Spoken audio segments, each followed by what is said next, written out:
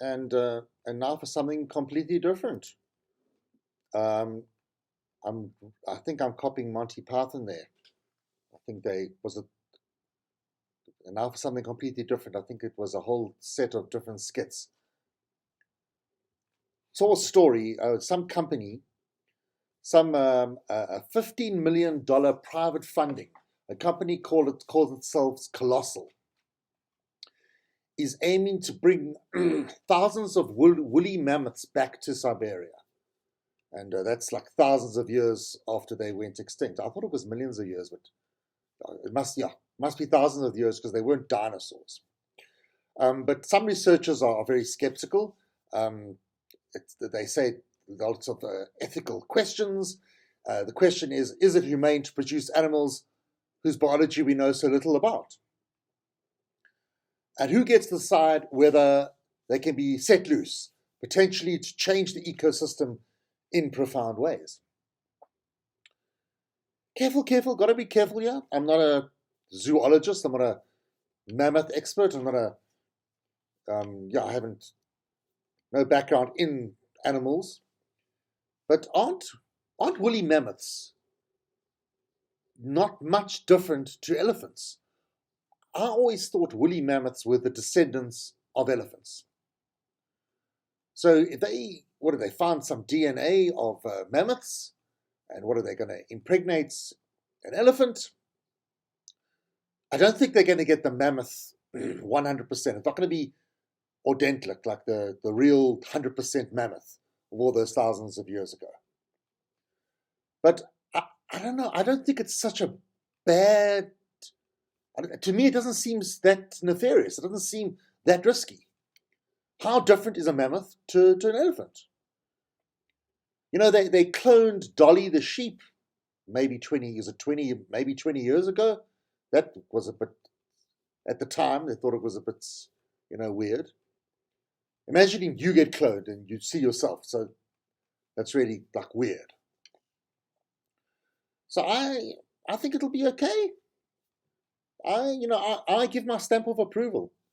I think just keep the woolly mammoths in Siberia, in cold areas. I think what would be very wrong, now this is the ethical issue, don't bring these woolly mammoths to Africa, for example, or Thailand, or somewhere hot and humid with all the wool. No one's going to go around cutting their hair.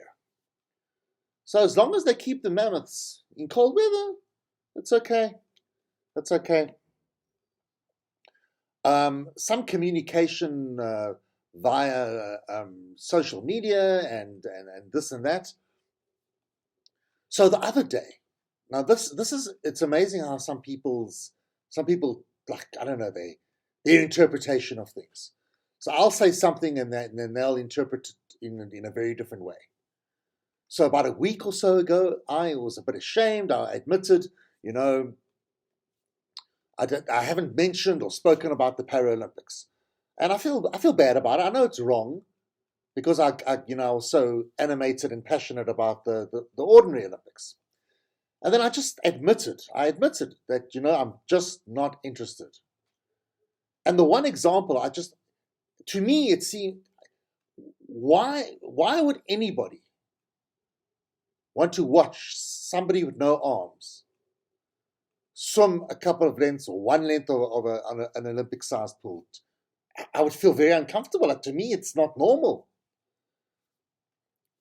I think the Paralympics is wonderful. It's a wonderful concept, a wonderful idea. But I'm not going to watch it. And I explained how I can't pretend that I'm a big fan of the Paralympics and then I'm going to watch it. So this one guy, he's quite a prolific commenter on the YouTube channel. By the way, this is also on YouTube. You can subscribe, please. He said he admits, in the spirit of transparency, I'm just paraphrasing here. I am a racist. I treat black people with disregard. I'm not interested in black people. So in this guy's mind,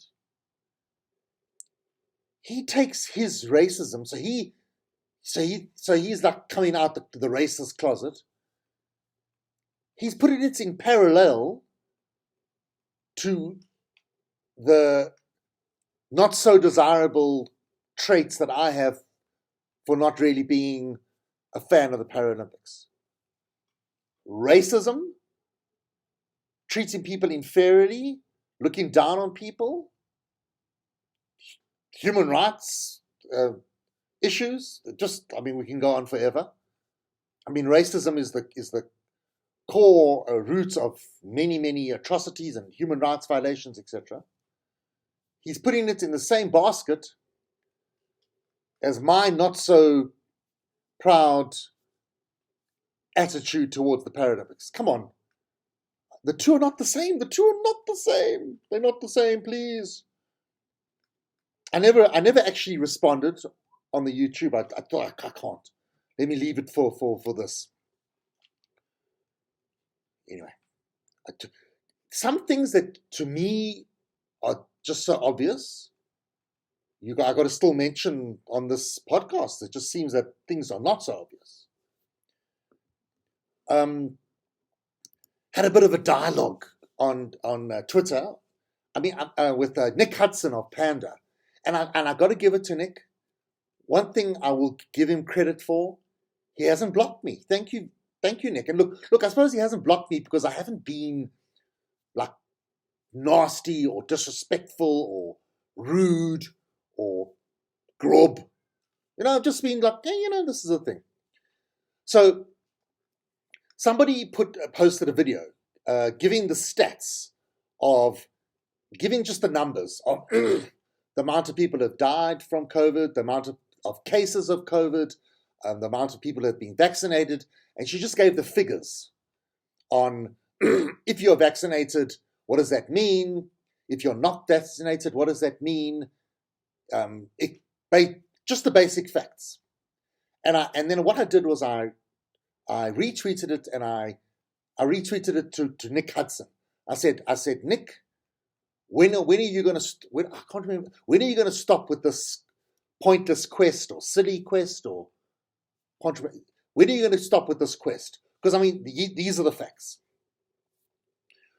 So Nick Hudson didn't ignore me, didn't block me. Thank you. He says, if you can't tell from the first few seconds that she's taken a case fatality rate for an infection fatality rate, you have no business weighing in. That's a beginner error. So I gave a like and I retweeted it because I thought I'd respond on the podcast. And I thought to myself, if people see Nick's response, it just speaks for itself. Here is the thing. I'm not a medical expert, but I've had a little bit of background, a little bit of education in I've got basic knowledge. And Nick Hudson is an actuarial scientist, an actuary. That's his qualifications. No medical training, no medical experience, no health experience. Maybe he did a CPR course once. Maybe he went with his wife to Lamar's classes, family, pregnancy classes. Maybe he did that.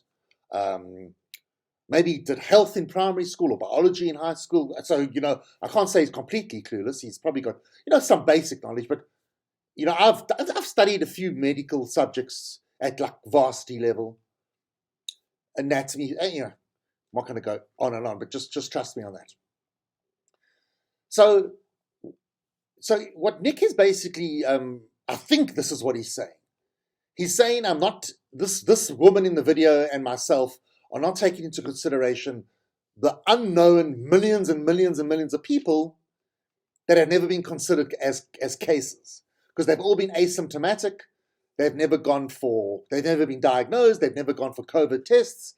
And yes, there's lots of people, millions of people with that. But unfortunately, you can't deal with an unknown entity. And the classic example is tuberculosis in South Africa, TB in South Africa. Classic example. Most South Africans have the TB bacillus, that's the bacteria, in their lungs, but it's dormant. We are all asymptomatic. We don't have any symptoms. You develop tuberculosis if you're immunocompromised, and the classic thing is HIV/AIDS, malnutrition, poor living conditions, poverty, lowers your immune system, stress, then you develop TB. When epidemiologists and scientists and researchers come up with figures and data and analysis of tuberculosis in South Africa, obviously they don't deal with people who are asymptomatic, because it's actually a huge percentage of the South African population. It's an unknown entity. So Nick, if you knew anything about medical or medicine, you would know that.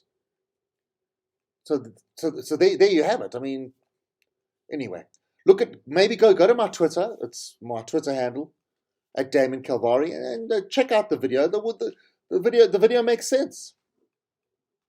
But again, thank you, Nick. You didn't block me, and I think it's commendable. Some people have blocked me, and I haven't even tweeted. I got blocked. What's his name? Jonathan Witt, Dr. Jonathan Witt. He blocked me, and I never even communicated with him on Twitter. In fact, I don't think I've ever. Oh, I spoke about him once on Gareth Cliff's show. Didn't speak so nicely about him, and he said it was ad hominem. There's a lot of terms. They're not new terms, but like language that have become more popular in the last 15 months, 18 months, 20 months. Ad hominem. And I think it means throwing an insult out or a negative description of somebody without any justification or explanation or motivation. Okay. Sometimes I just think it speaks for itself. If you read people's tweets, if you listen to them being interviewed, whatever their attributes are, it speaks for themselves. I don't have to explain why this person's maybe got weak credibility or if they're a bit loony. I suppose maybe I do have to in a lot of cases, but that would be. I'm not going to start obsessing about different people if they're not on the podcast with me having this exchange. But you know who they are. There's all these. I mean, it's like the leader of the Democratic Alliance, John Steenhuisen. Now, I'm not saying he's completely lost the plot, but I don't know. I just think, for example, he sent out an official DA tweet yesterday, something along the lines of, "We encourage people to have the COVID vaccine, and we need to have the COVID vaccine, but we are against it being mandated. It cannot be mandated because that's when you infringe on human rights, people's freedom." But what's interesting is, maybe I've missed this, but I don't think President Ramaphosa has even suggested mandating vaccines. Has it even been a mention that they're going to force people to have the vaccine? They've suggested vaccine passports. So I suppose if they're going to implement vaccine passports, then indirectly you are mandating vaccines, because without your vaccine passport, you won't be able to do certain things. I think the most obvious thing is travel. Again, I'm going to repeat myself. It's not a new concept. If you've traveled around parts of Africa, Southeast Asia, wherever, there's lots of cases where you had to go to the travel clinic. They even name them the travel clinic.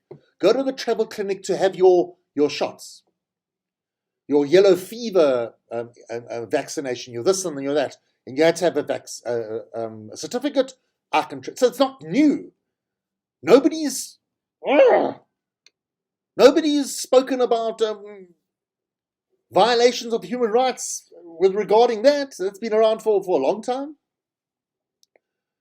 So maybe one can argue maybe there's some indirect mandate, because if you don't have your vaccine passport, certain freedoms are going to be limited.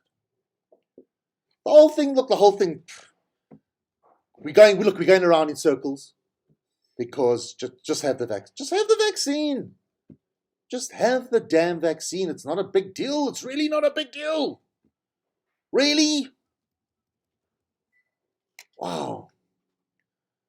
Imagine you these are the kind of people that will protest. Suddenly we got woolly mammoths back in Siberia. Woolly mammoths back in Siberia. Can you imagine? And then are people going to come with placards? Save the woolly mammoths. Why have you brought them back to life? Or people for the protection of the environment of Siberia. Get rid of the woolly mammoths. They're affecting the environment of Siberia.